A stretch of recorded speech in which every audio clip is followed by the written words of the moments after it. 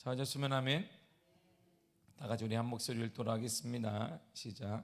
그러므로 내가 이것을 말하며 주 안에서 증거하노니 이제부터 너희는 이방인이 그 마음에 허망한 것으로 행한 같이 행하지 말라. 그들의 총명이 어두워지고 그들 가운데 있는 무지함과 그들의 마음이 굳어짐으로 말미암아 하나님의 생명에서 떠나 있도다. 아멘. 기도하겠습니다. 조윤희, 박선민, 적정 남현준, 하나님 이 아들 한 번만 만나 주시기를 간절히 바라고 원합니다. 주님께 딱 붙어 있는 아들 되게 하옵소서. 하나님 기도의 제목대로 주님께 붙어 있어 떨어지지 않도록 하여 주시고 하나님의 은혜가 가득한 아들 되기를 원합니다. 주님의 돌보심 아래 주님의 인도함 아래 거하는 아들 되게 하시며 그의 앞날에도 하나님의 거룩한 동행의 은혜가 나타나게 하여 주옵소서. 오늘 우리 모두에게도 하나님 신령한 은혜 허락하심으로 그 은혜가 찾아 손손 가정과 가문에 나타나게 하여 주시며 주님 오시는 그날까지 찬양하며 주님 오시는 그날까지 예비하는 가정, 그러한 가문 되게 하여 주옵소서. 오늘 이 시간에도 주의 말씀을 상고합니다. 말씀이 곧 하나님이시니 우리 가운데 하나님 만나는 놀라운 은혜 허락하여 주옵소서. 예수님의 이름으로 기도했습니다. 아멘. 우리가 늘 말씀하는 것처럼 예수님을 알기 전과 알고 난 후에는 달라야 합니다. 사도 바울의 삶을 우리가 늘 예로 들지만 다메섹에서 도상에서 예수를 만나기 전과 후가 정확히 구분됩니다.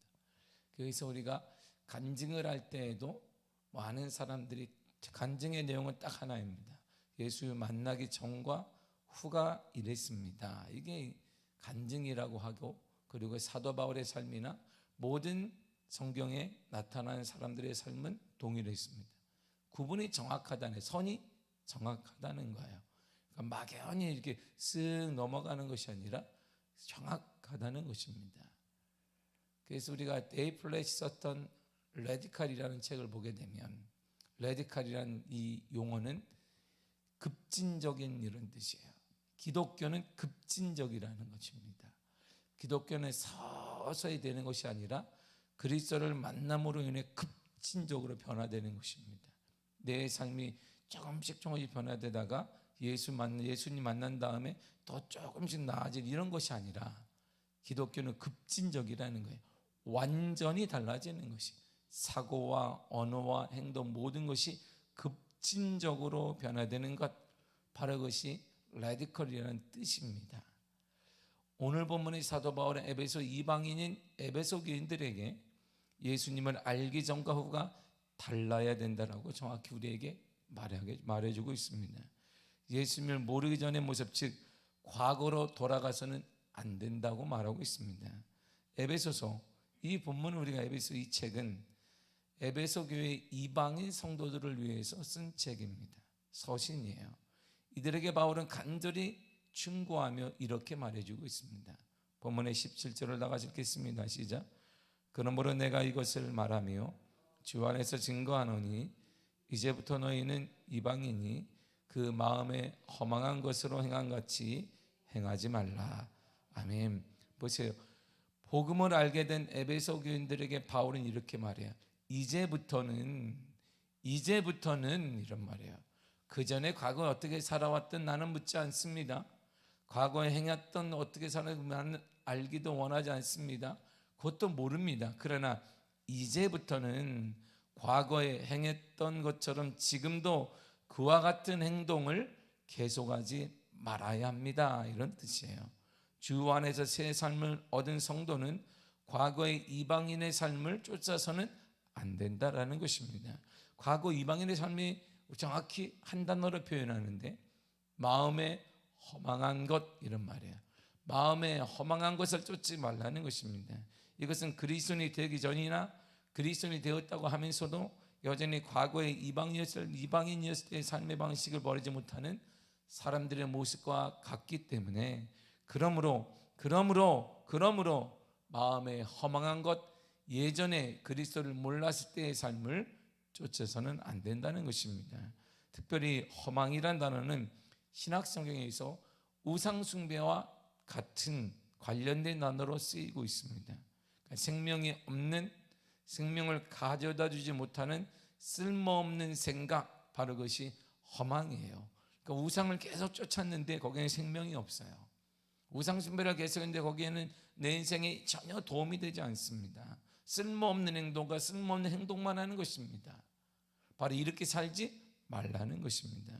그래서 로마서 1장 21절이 사도 바울의 같은 단어를 이렇게 쓰고 있습니다. 시작. 하나님을 알되 하나님을 영화롭게도 아니하며 감사하지도 아니하고 오히려 그 생각이 허망하여지며 미련한 마음이 어두워졌나니. 아멘. 그 생각이 어떻게 되었어요? 허망하여졌다, 이렇게 말해요. 그 생각이 하나님을 떠나게 되면, 하나님을 만나기 전에 삶이 뭐냐면 그 생각이 쓸모없는 거예요.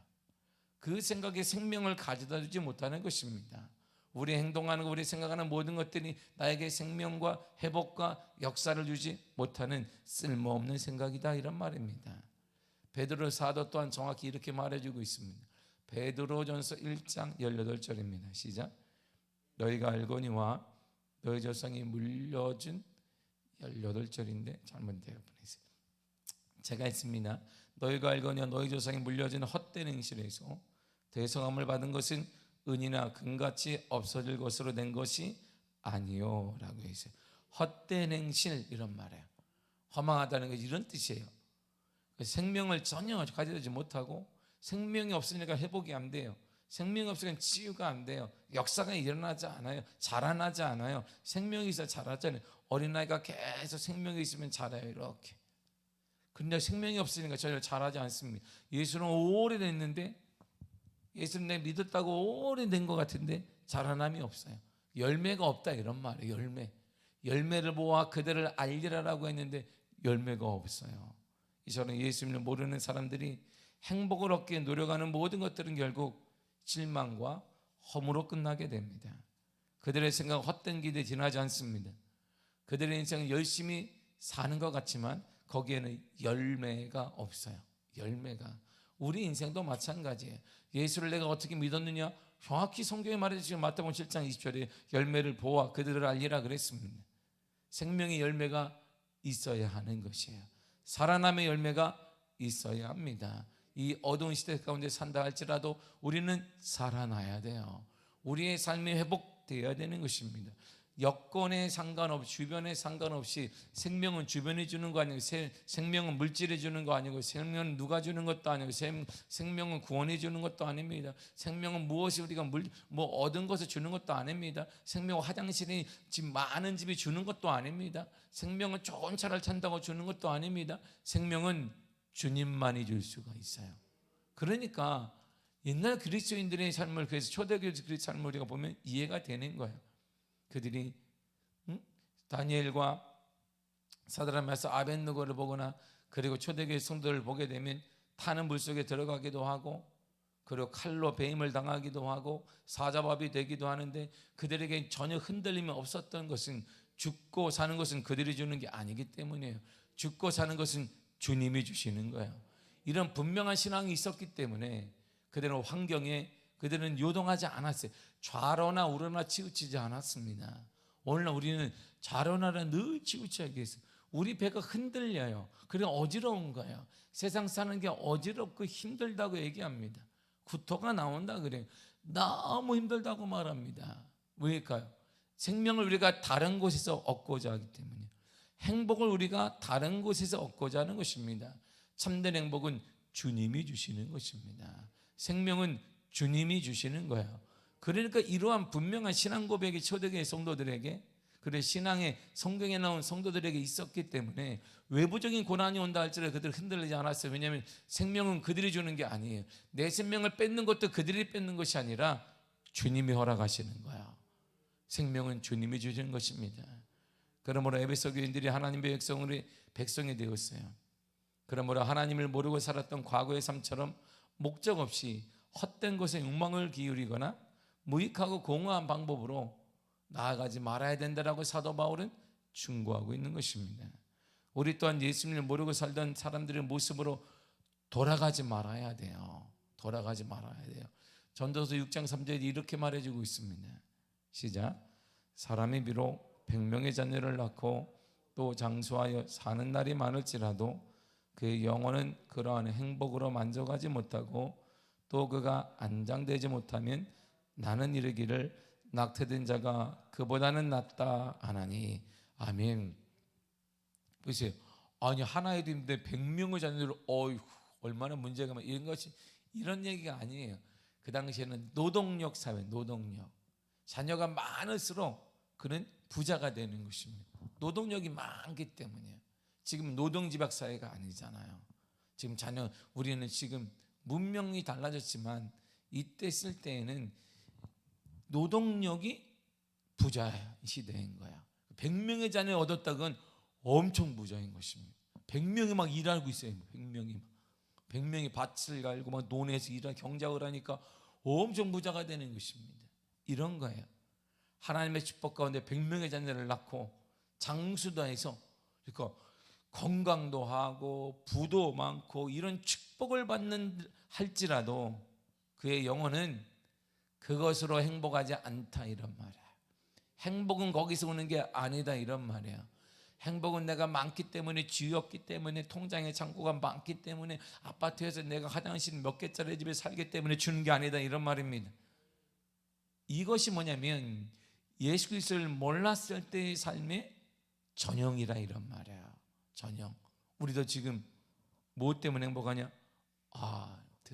각자 대답할 수 있습니다.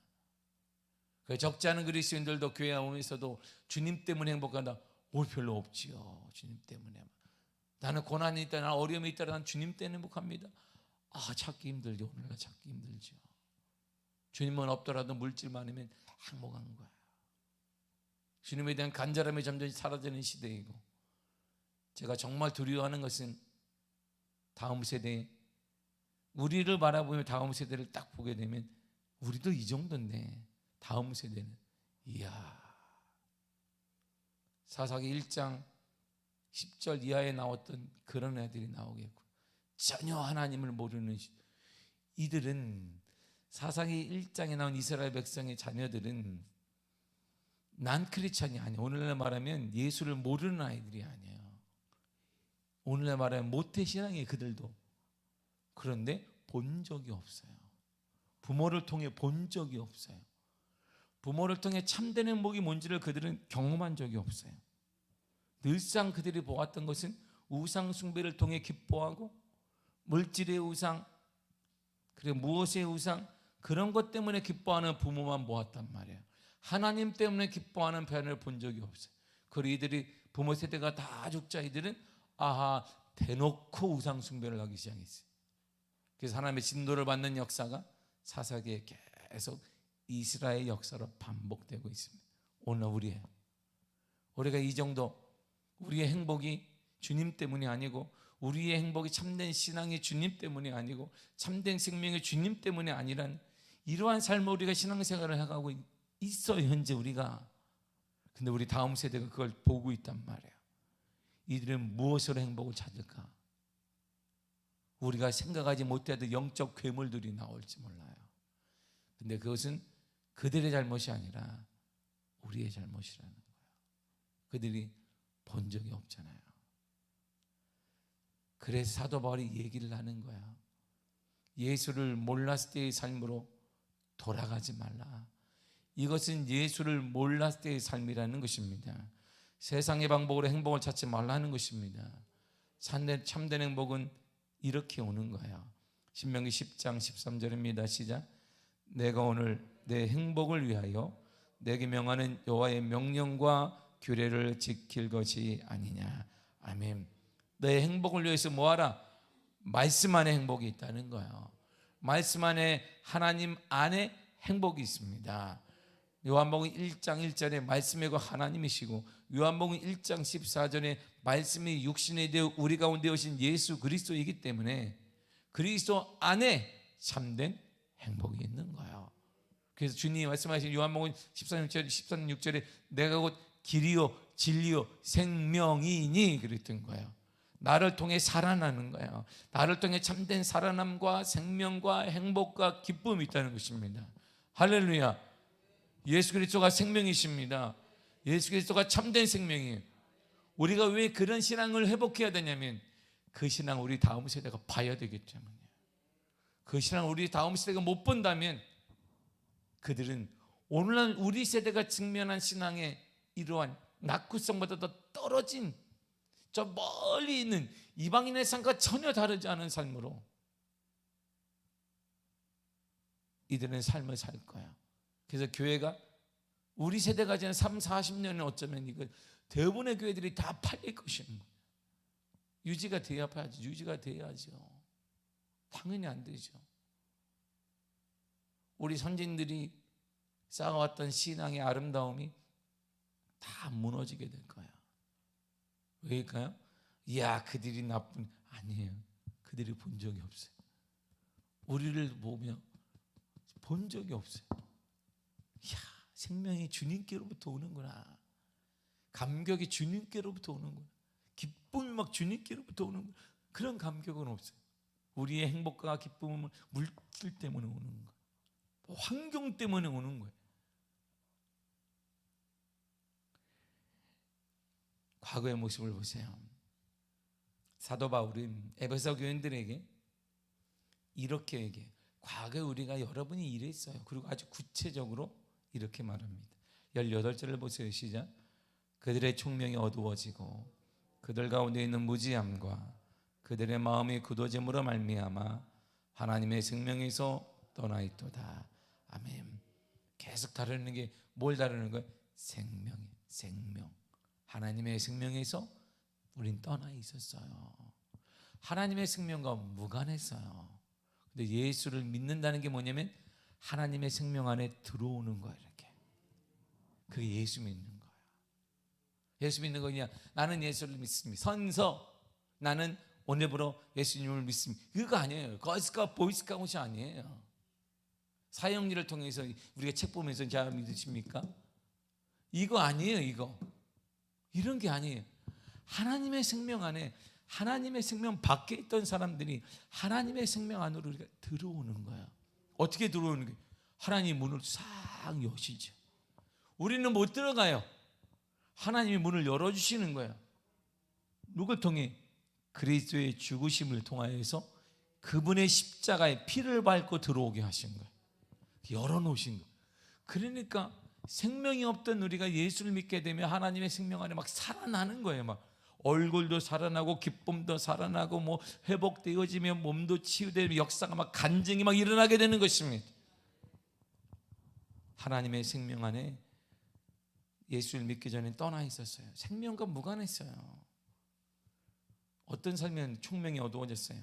하나님에 대한 지식이 없어요. 하나님에 대한 하나님의 가장 중요한 사랑을 인식하지 못. 하나님의 나를 얼마나 사랑하는지 몰라요. 그리고 무지했어요. 마음이 굳어져요. 마음이 딱딱해져요. 올해 우리 교회 표처럼 말이에요. 에스겔 36장 26절이에요. 시작. 또 새 영을 너희 속에 두고 새 마음을 너희에게 주되 너희 육신에서 굳은 마음을 제거하고 부드러운 마음을 줄 것이며. 아멘. 굳은 마음, 돌 같은 마음에 딱딱해서 들어갈 수가 없어요. 거기에는 주님 아무것도 영적인 들어갈 수가 없어요. 딱딱하게 굳어져 버렸어요. 열매가 나올 수가 없는 거예요. 딱딱한 마음에 우리가 씨앗을 심고 또 심어도 절대 열매가 자라지 않아요. 우리가 이랬단 말이에요. 생명에서 떠나서 이랬어요. 점점 그러니까 우리의 삶이 팍팍해지는 거예요. 팍팍해져.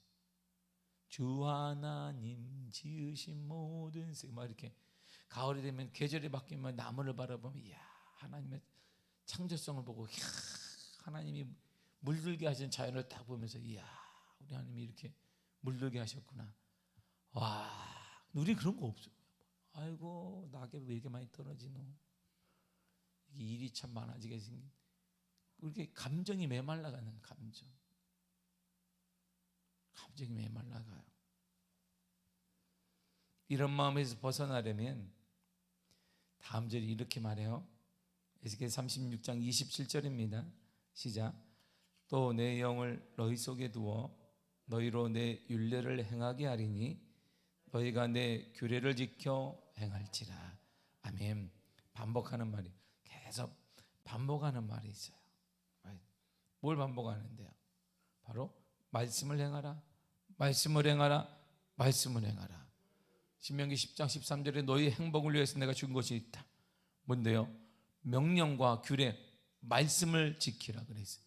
하나님의 말씀을 지키면 너희 행복이 이루어진다라고 했고, 돌 같은 마음이 변화되기 위해서, 열매 맺는 인생이 되기 위해서는, 생명 있는 인생이 되기 위해서는 주님 말씀하시기를 말씀을 행하라, 말씀을 지켜 행하라, 말씀을 행하라, 말씀을 행하라, 이렇게 말하시는 거예요. 이런 삶을 살게 되면 우리가 말씀을, 이 힘든 상황을, 힘든 시대를 살아가면서도 말씀대로 말씀을 따라 살게 되면 이런 놀라운 일이 일어납니다. 뭔데요? 다음 절이 이렇게 얘기해요. 읽겠습니다. 시작. 내가 너희 조상들에게 준 땅에서 너희가 거주하면서 내 백성이 되고 나는 너희 하나님이 되리라. 아멘. 보세요. 이게 하나님의 땅이에요. 하나님의 땅에 밖에 쫓겨났어요. 누가? 아담과 하와가 쫓겨났어요. 에덴 동산에서 쫓겨났어요. 죄로 인하여서. 그래서 들어오려고 하는데 화원검을 하나님이 놓아서 못 들어오게 하셨어요. 근데 하나님이 이제 내 말씀대로 살고 내 말씀대로 힘든 가운데 말씀을 지켜 행하라. 그러면 내가 너희 준 땅에 가나안을 얘기하는데 영적인 가나안을 얘기하는 것이다. 그러면 거기에서 내가 약속한 땅으로 너희가 들어와. 너는 내 백성이 되고 나는 너희 하나님이 되리라 그랬어요. 하나님이 우리를 딱 품어 안는 거예요. 이렇게 하나님이 안는 거예요. 응? 하나님이 딱 품어 주시는 것이죠. 이게 하나님의 은혜예요. 이게 하나님의 은혜입니다. 저는 어릴 때 고양이를 되게 좋아했어요. 지금도 고양이를 되게 좋아합니다. 강아지하고 고양이를 많이 좋아하는 편. 고양이를 좋아했어요. 그래서 어릴 때 고양이를 적지 않게 키웠어요. 그러면 고양이는 정이 없어요. 강아지는 막 달려오는데 고양이는 달려오지도 않아요. 근데 발자국 소리를 딱 들으면 고양이가 딱 쓸 때가 있어요. 그러면 우리 아버지가 오시든, 그리고 제가 나가 있는데 딱 쓰게 되면 균어가 오는구나. 식구들이 다 알아요. 얘가 발자국 소리를 알아요. 그리고 어슬렁어슬렁 나와요. 같은 뭐 방귀고 뭐 강아지처럼 막 뛰는 건 아니에요. 근데 이렇게 막 와서 발에다 이게 비벼요. 이렇게 막 고양이가. 근데 그 고양이가 나가더니 배가 불룩해서 들어왔어요. 그래서 좀 지나니까 새끼를 낳았어요. 이렇게. 새끼를 낳아서 새끼를 낳아서 얼마나 신기해요. 제가 처음으로 키웠던 고양이가 새끼를 4마리 낳았어요. 한 번에. 신기하고 막 만지니까. 근데 다른 친구들 와서 만지면 얘가 막 이러는데 제가 만지면 가만히 있어요. 근데 이때 놀랍게 어떤 이유인지 모르겠는데 하나가 죽었어요. 한 마리가 죽었어요. 그래서 제가 한 마리를 이렇게 이거 어떻게 할까? 저도 어리니까 이걸 버릴 수가 없잖아요. 저도 같이 울면서 이걸 어떻게 해야지 막 그러고 있는데 한 마리 제가 들고 왔다 갔다 하고 있으니까 얘가 계속 저를 쫓아다녀요. 자기 새끼라는 거예요. 자기 새끼. 내 새끼라는 거예요. 그러더니 어느 순간에 이 아이가 또 3마리를 목을 콱 물더니 어린이가 제가 저놈의 새끼 제가 막 때렸어요. 왜? 배고파도 네 새끼를 먹냐 이렇게. 그게 아니고 이 아이가 다른 곳으로 옮겨야 해요. 불안하다고 생각했는지 몰라도 집도 크지 않은 그곳에서 얘가 이렇게 옮겨놔요. 그거 안전하다고 생각했는지.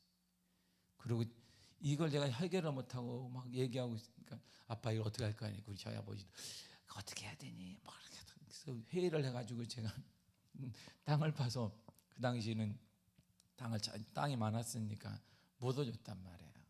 근데 자기 새끼 하나 고양이를 보세요. 자기가 딱 어미가 되니까 쫓아다녀요. 이렇게 계속 죽은 아이까지 계속.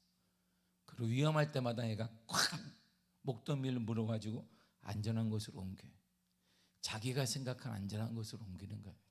우리 사람이 볼 때는 여기나 똑같은데 말이에요.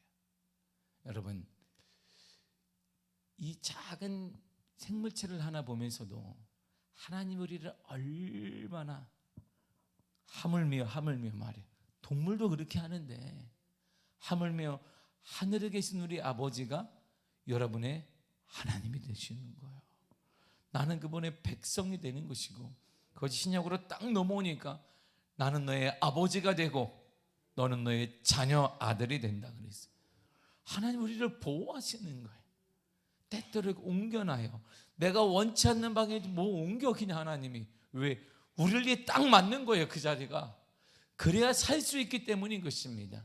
내가 살아날 수 있기 때문에 하나님이 옮기는 거예요. 내가 안 옮기게 하나님이 막 미는 거예요. 이렇게 막 미는 것입니다. 고난이 오는 것은 내가 움직이지 않으니까 하나님이 막 고난을 통해 막 미시는 거예요. 그래야 내가 살기 때문이에요. 그래야 우리가 살아난단 말입니다. 철저히 우리는 하나님에 대한 믿음만 있다면 그것도 감당해낼 수 있습니다. 그래서 감당하지 못할 시험을 주신 일이 없단 말이에요. 우리 하나님, 여러분, 그 주님 충분히 감당할 수 있습니다. 우리 하나님의 생명으로 살아날 수 있기 때문인 것입니다. 우리는 지금 하나님의 생명 안에 거하는 사람이에요. 사단이 우리를 절대 이기지 못할 것입니다. 그 어떤 왕이 우리를 이기지 못할 것입니다. 반드시 일어나게 될 것입니다. 하나님의 생명 안에 우리가 싹 들어갔어요. 이게 예수 믿는 거야. 예수 믿는 거. 이게 그니 얼마나 감격과 기쁨과 소망이 있겠어요. 여러분의 해결자 아무도 없습니다. 로봇을 해칠 자가 아무도 없어요. 어떤 환경도 우리가 넘어뜨리게 하지 못할 것입니다. 왜냐하면 우리가 하나님의 생명 안에 딱 거하기 때문이에요. 이것이 예수를 믿는다라고 하는 거예요.